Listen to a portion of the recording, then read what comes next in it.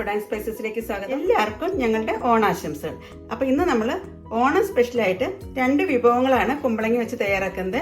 അപ്പോൾ ആദ്യം തയ്യാറാക്കുന്നത് കുമ്പളങ്ങ പച്ചടിയാണ്. അപ്പോൾ വളരെ എളുപ്പത്തിലും അതുപോലെ തന്നെ ടേസ്റ്റി ആയിട്ട് തയ്യാറാക്കാൻ പറ്റുന്ന ഈ 2 വിഭവം നിങ്ങൾ ഓണത്തിന് തീർച്ചയായിട്ടും തയ്യാറാക്കുമെന്ന് പ്രതീക്ഷിക്കുന്നു.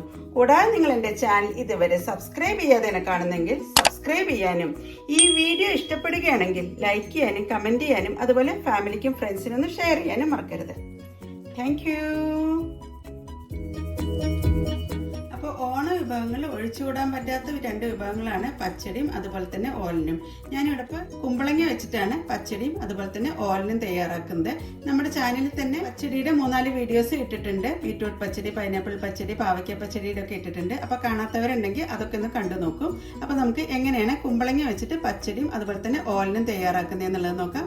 ഞാനിവിടെ ഇപ്പോൾ ചെറിയൊരു ക്വാണ്ടിറ്റിയിലാണ് ഈ 2 വിഭവങ്ങളും തയ്യാറാക്കുന്നത്.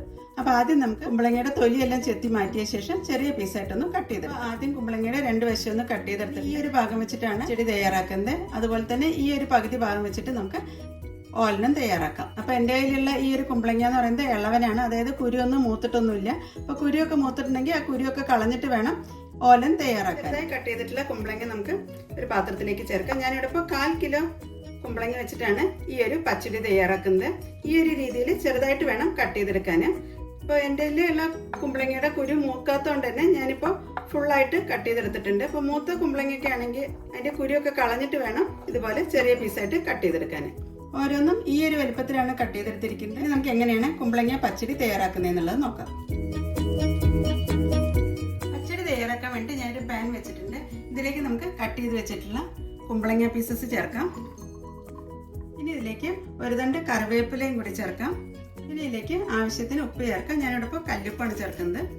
ഇനി ഇതിലേക്ക് ഒരു 1/2 കപ്പ് വെള്ളമാണ് ചേർക്കുന്നത്. അതിനുശേഷം ലോ ഫ്ലെയിമിലാണ് കുക്ക് ചെയ്തെടുക്കുന്നത്. 10 തൊട്ട് 15 മിനിറ്റ് കൊണ്ട് തന്നെ നമ്മുടെ കുമ്പളങ്ങയൊക്കെ വെന്ത് കിട്ടുന്നതാണ്. എല്ലാം ഒന്ന് മിക്സ് ചെയ്ത ശേഷം നമുക്കിനി അടച്ചു വെച്ചാണ് വേവിക്കേണ്ടത്. അപ്പോൾ നമുക്ക് കുമ്പളങ്ങ വേവുന്ന വരെ ഒന്ന് വെയിറ്റ് ചെയ്യാം. കുമ്പളങ്ങ വെന്ത് വരുമ്പോഴേക്കും നമുക്ക് ഇതിലേക്ക് വേണ്ടിയിട്ടുള്ള അരപ്പൊന്ന് തയ്യാറാക്കാം. അപ്പോൾ അതിനുവേണ്ടി ഞാൻ അരമുറി തേങ്ങയാണ് ചെറിയ പീസായിട്ട് കട്ട് ചെയ്തെടുത്തിരിക്കുന്നത്. ആദ്യം നമുക്കിതൊന്ന് തേങ്ങാപ്പീരയാക്കി മാറ്റാം. മിക്സിയുടെ ചെറിയ ജാറിലേക്ക് തേങ്ങാ പീസസ് ഒക്കെ ഞാൻ ചേർത്തിട്ടുണ്ട്. ഇത് നമുക്കൊന്ന് പൾസ് ചെയ്തെടുക്കാം. ഞാനത് തേങ്ങയൊക്കെ തേങ്ങാപ്പീരയാക്കി എടുത്തിട്ടുണ്ട്. ഈ ഒരു രീതിയിലാണ് തേങ്ങാപ്പീരയാക്കി എടുത്തിരിക്കുന്നത്. ഇനി ഇതിലേക്ക് എരിവിന് ആവശ്യമായ പച്ചമുളക് ചേർക്കാം. ഞാനിവിടെ ഇപ്പോൾ 2 പച്ചമുളകാണ് കട്ട് ചെയ്ത് ചേർക്കുന്നത്. പിന്നെ ഇതിലേക്ക് ചേർക്കുന്നത് കട്ട തൈരാണ്. ഞാനിവിടെ ഇപ്പോൾ ഒരു ദിവസം പുറത്ത് വെച്ച് പുളിപ്പിച്ചിട്ട് എടുത്തിട്ടുള്ള തൈരാണ് ചേർക്കുന്നത്. നമ്മളിപ്പോൾ വെള്ളത്തിലല്ല അരച്ചെടുക്കുന്നത്, തൈര് ചേർത്തിട്ടാണ് അരച്ചെടുക്കുന്നത്. ഒരു 3-4 ടേബിൾ സ്പൂൺ തൈര് നമുക്ക് ഇതിലേക്ക് ചേർക്കാം. അങ്ങനെ തൈരും ചേർത്ത ശേഷം നന്നായൊന്ന് അരച്ചെടുക്കാം. നല്ല ഫൈൻ പേസ്റ്റ് ആവുന്ന രീതിയിലാണ് അരച്ചെടുക്കേണ്ടത്.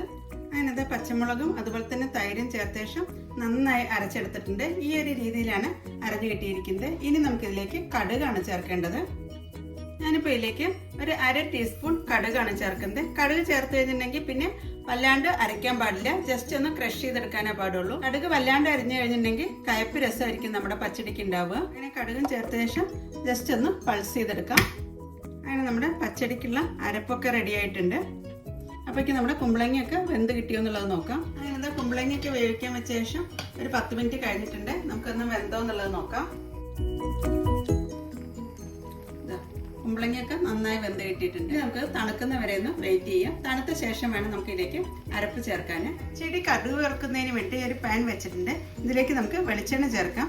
1.5 ടീസ്പൂൺ വെളിച്ചെണ്ണയാണ് ചേർത്തിരിക്കുന്നത്. വെളിച്ചെണ്ണ നന്നായി ചൂടായി വരുമ്പോൾ നമുക്കിതിലേക്ക് 1 ടീസ്പൂൺ കടുക് ചേർക്കാം.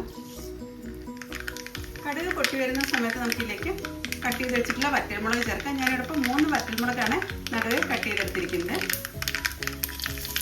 അതിൻ്റെ കൂടെ തന്നെ 2 തണ്ട് കറിവേപ്പിലയും കൂടി ചേർക്കാം.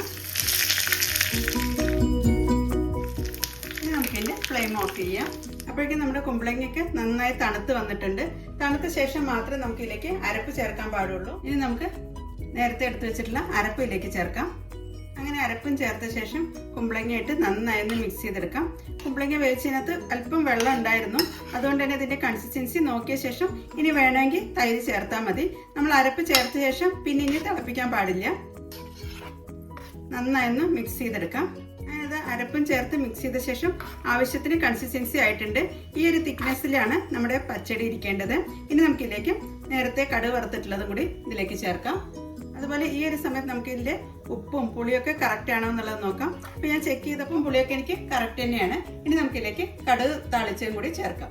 അങ്ങനെ അത് കടുക് താളിച്ചാണ് നമ്മൾ പച്ചടിയിലേക്ക് ചേർക്കുന്നത്. അതിനുശേഷം നമുക്കതൊരു 5 മിനിറ്റ് നേരം ഒന്ന് അടച്ചു വെക്കാം.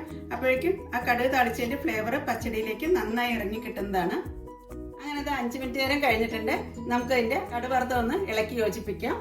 അങ്ങനെ പച്ചടിയും കടുവറുത്തമായിട്ട് നന്നായി ഒന്ന് മിക്സ് ചെയ്തെടുക്കാം.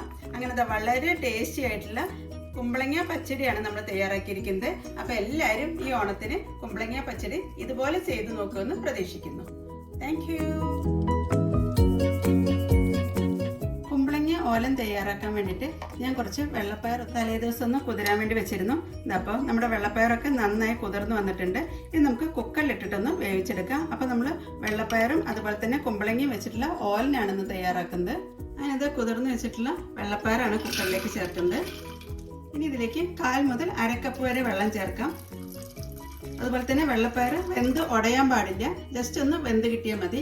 അപ്പോൾ ഹൈ ഫ്ലെയിമിൽ ഒരു 2 വിസിൽ വരെ നമുക്കൊന്ന് വേവിച്ചെടുക്കാം. ഈ ഒരു സമയത്ത് തന്നെ വെള്ളപ്പയറിലേക്ക് ആവശ്യമായിട്ടുള്ള ഉപ്പും കൂടി ചേർക്കാം. എന്നിട്ട് നന്നായി ഒന്ന് മിക്സ് ചെയ്തെടുക്കാം. അതിനത് കുക്കർ അടച്ച ശേഷം ഒരു 2 വിസിൽ വരുന്നവരെയാണ് നമുക്ക് വേവിച്ചെടുക്കേണ്ടത്. ഓലൻ തയ്യാറാക്കാൻ വേണ്ടി ഞാനൊരു പകുതി കുമ്പളങ്ങയാണ് എടുത്തിരിക്കുന്നത്. ഇത് നമുക്ക് തൊലിയെല്ലാം ചെത്തിയ ശേഷം ചെറുതായിട്ടൊന്ന് കട്ട് ചെയ്തെടുക്കാം. അതുപോലെ തന്നെ കുമ്പളങ്ങ മൂക്കാത്തതുകൊണ്ട് ഞാൻ കുരുവോടുകൂടി തന്നെയാണ് എടുക്കുന്നത്. അപ്പോൾ മൂത്ത കുമ്പളങ്ങയാണെങ്കിൽ കുരു കളഞ്ഞിട്ട് വേണം ഓലൻ തയ്യാറാക്കാൻ. ഇത് 1/2 കിലോ കുമ്പളങ്ങ വെച്ചാണ് നമ്മൾ ഈ ഒരു കുമ്പളങ്ങ ഓലൻ തയ്യാറാക്കുന്നത്. ഓരോ പീസും ഈ ഒരു വലിപ്പത്തിലും അതുപോലെ തന്നെ കനത്തിലുമാണ് കട്ട് ചെയ്തെടുത്തിരിക്കുന്നത്.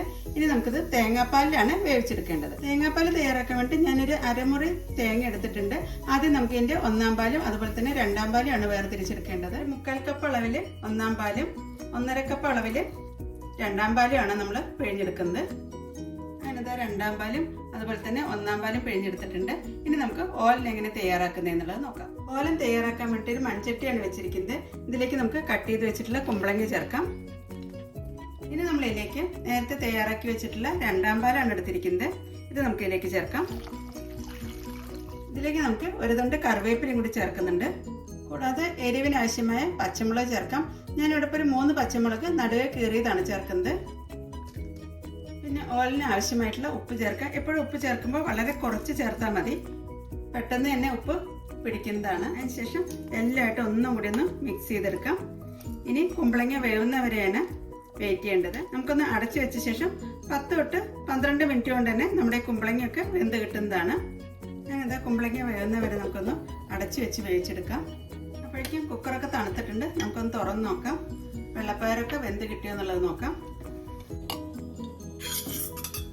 വെള്ളപ്പയറൊക്കെ നന്നായി വെന്ത് കിട്ടിയിട്ടുണ്ട്. ഒട്ടും ഉടഞ്ഞു പോയിട്ട് തന്നെ ഇല്ല.